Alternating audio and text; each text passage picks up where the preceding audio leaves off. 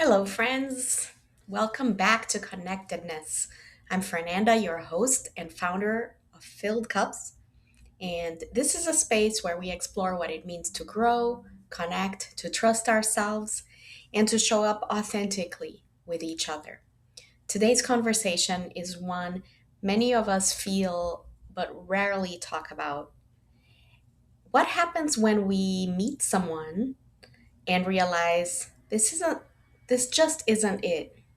Or when a friendship that once felt aligned begins to feel off.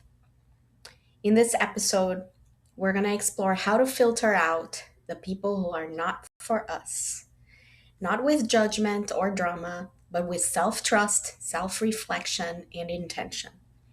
We'll talk about evaluating friendships through the lens of our values, how to tune out emotional responses, and what it really means to let go of connections that no longer serve our growth. Let's get into it.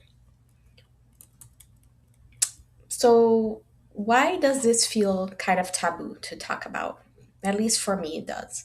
Because there's a lot of social pressure for us to be nice and keep up the peace. People have fear of feeling like being seen like they're too picky or cold or judgmental.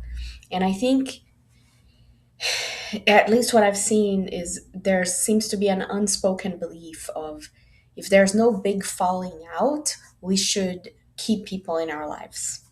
But truthfully, not everyone is meant to walk with us long term. This is a little bit tricky. How do you know that? How do you decide that? What if it's decided for you?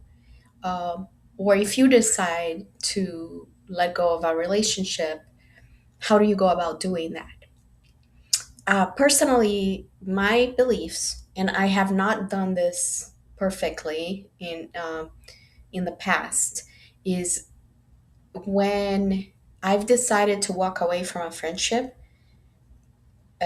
There has been times when it became clear over time after having given that person a chance and getting to know them and seeing how they responded to certain things.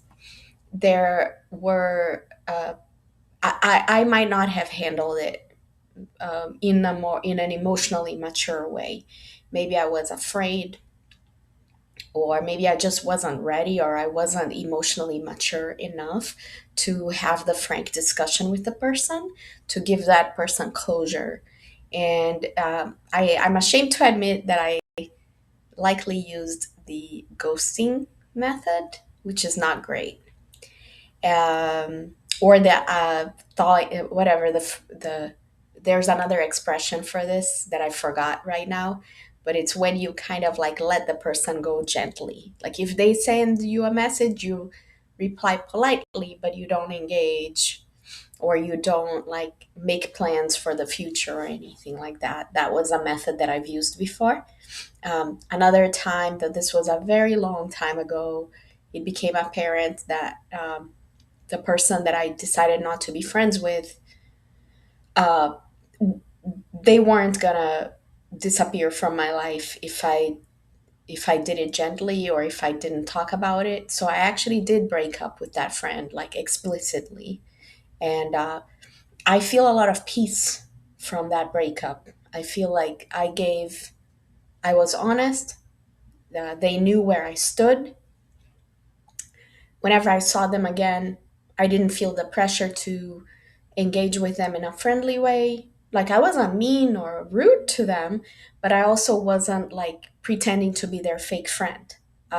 They knew where I stood. They knew that I didn't want to continue the friendship. So in a way, that was actually a much cleaner breakup. And I didn't feel after I had that frank discussion with that person, it was fine. Like everything was fine. They were fine. I was fine. Um, so I guess that would be my recommendation. But let's talk a little bit about this. Let's do a little reality check here. Adult friendships are complex. There's limited time. There's limited energy, limited emotional bandwidth. there's a lot of competing responsibilities: work, family, parenting, people going through their healing journeys or their personal growth journeys. Friendships, they require a lot of intention and not just proximity or shared history. Not every connection is going to go deep, and that's okay. And some people are in our lives for a brief moment, some people are in our lives for decades. And it's okay if somebody is in, they say that you can have friends for a season, for a reason, and for a lifetime, right? And that's okay. So as we're meeting, we're out there, we're being social, we're putting ourselves out there, we're hanging out with new people. How do we evaluate potential friends or existing friendships? Here's a framework for us to think about when we're doing this. One way to evaluate is through doing a values check. Um, do we share the same core values? For example, respect, kindness, and reciprocity. Or do they live in alignment with what they say they believe? That's something that human beings are, we are very well trained to catch on, is when somebody says something but then they don't walk the talk. That's an incongruent um, value, that can, it can be very clear to pick up on. um, that's one way to look at it. And how do you find out about somebody's values? Really, it's asking, talking. Sometimes people will be a lot more upfront with their values, or sometimes they'll show their values by what their actions are. So it's not something you can evaluate instantaneously. It might take a few different times of hanging out with the person. Or yeah, it's part of the get to know you process, right? um, then there's energy audit. Do I feel drained? Do I feel anxious? Or do I feel unseen after spending time with them? Is this connection someone I look forward to meeting? Or do I feel like I'm obligating myself? If you're feeling those feelings, it could be that maybe that person's just not the right person for you. But I would also recommend that you do a little bit of introspection, because sometimes, we all have ups and downs in our moods. And sometimes the feeling you're feeling has nothing to do with the person and has everything to do with you and how you are feeling about yourself. So that's just a watch out there.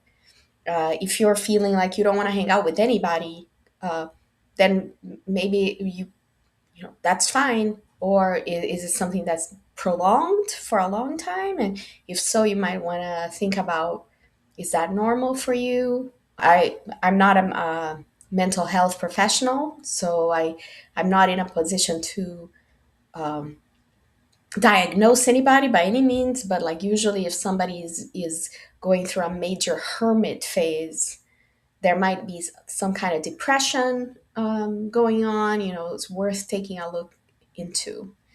But if it's just the one, like if you're fine hanging out with a lot of other people, but it's just the one person that you really don't feel like seeing, like, listen to your body, you know, listen to how does that person make you feel. And okay, so that was energy audit. And then the next framework is consistency versus chaos. Are they emotionally reliable? Are are they somebody that you can go to with your problems, and you can trust that they are going to listen with compassion, show caring, and let you feel like you can open up to them? That's what being emotionally reliable is. Is there a pattern of hot and cold behavior, or guilt tripping, or emotional dumping?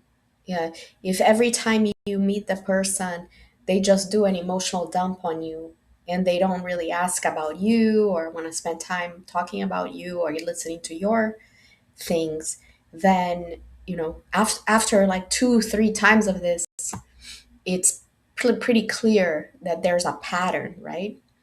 Um, and then uh, or hot cold behavior, like if they're super nice to you one day, but then the next time they're cold, that's usually a little bit of a red flag too. And then the next framework to evaluate friendships is supportive growth. Do we support each other's growth? Do we feel stuck in our old versions of ourselves? Um, Sometimes, a friend will be like a cheerleader. I think I'm a cheerleader with my friends. By the way, like when I become really good friends with a person, they can do no wrong. Like and then nobody's good enough for them in terms of dating. So just watch out there, you guys. I'm just kidding. Sometimes I am happy I have a friend or two who will find a really nice partner, and I'll be very happy for them. And so I'm just kidding about that. But, and okay, so we talked about the frameworks. What do we do when you realize that somebody is not for you? First of all, trust the quiet no. It's a subtle, but it's a clear internal knowing. Normalize not forcing chemistry or closeness. Normalize not you don't have to force anything, and if you don't feel like that's the right person, that's fine to pull back.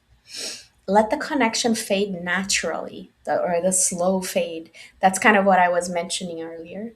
Or if needed, have a kind direct conversation. And so, like, this is an example here that I got from the internet is, hey, or hey, I've been feeling like we're in different places right now. I still care about you, but I'm needing more space. So that would be a kind way to kind of try to cut the cord a bit and go your separate ways.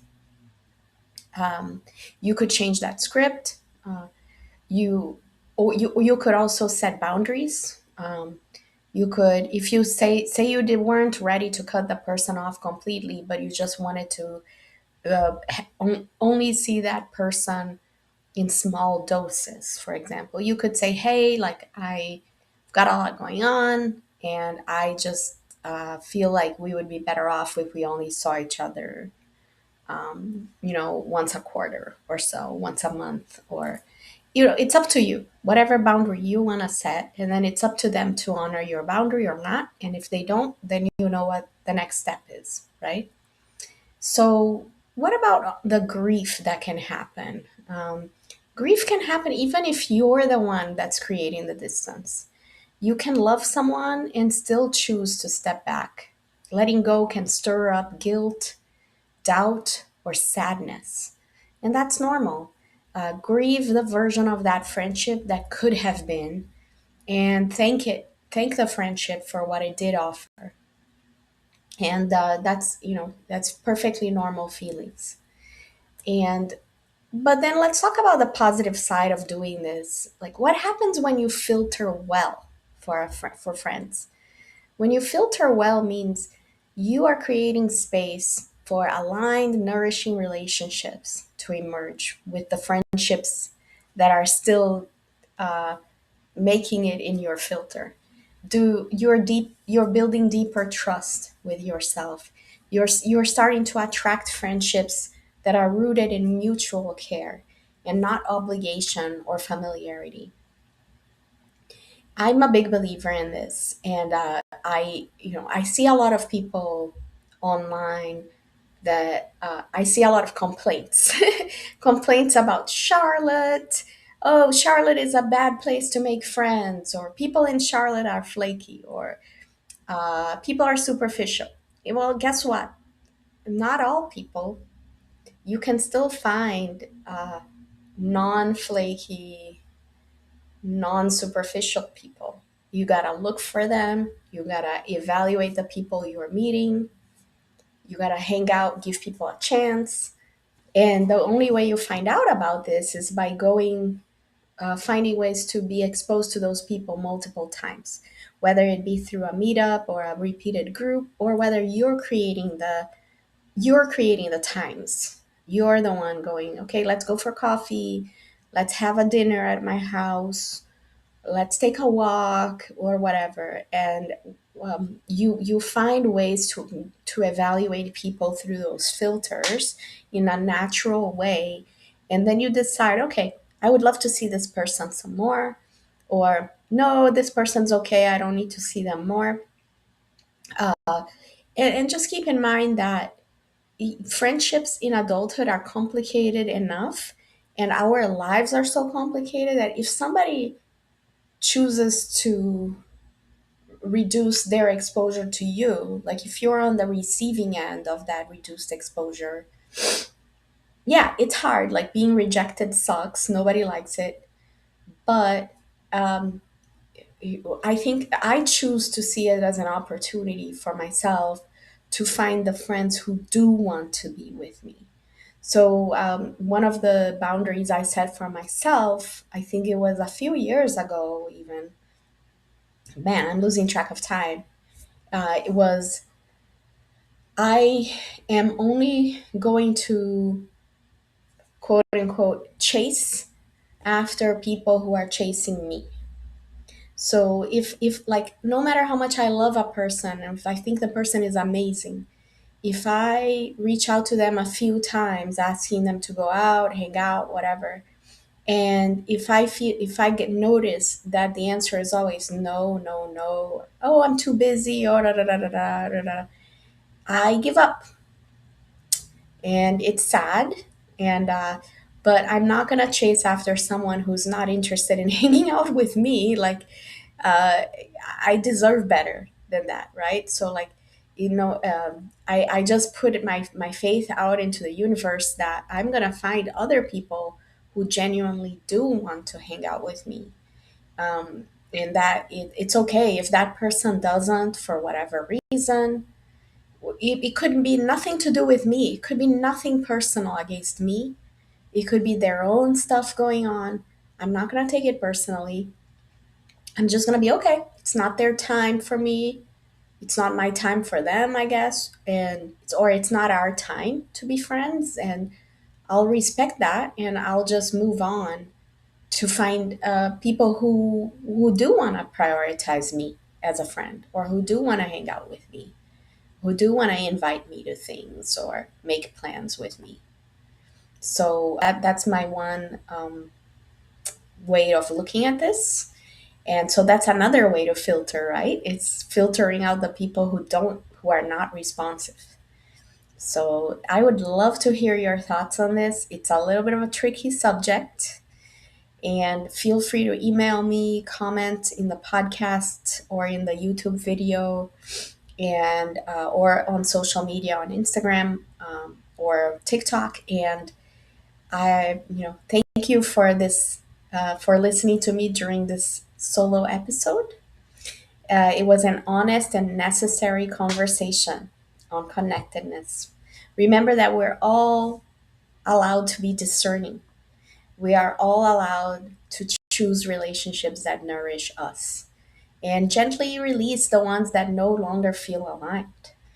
There doesn't need to be drama, there doesn't need to be a villain, or somebody who did something bad. Just clarity, self-trust, and an understanding that not everyone is for us, and we're not for everyone either. In this episode, if this episode brought something for you, I'd love to hear it. Come find me on Instagram at phil.cups or my other social media, and let's keep the conversation going.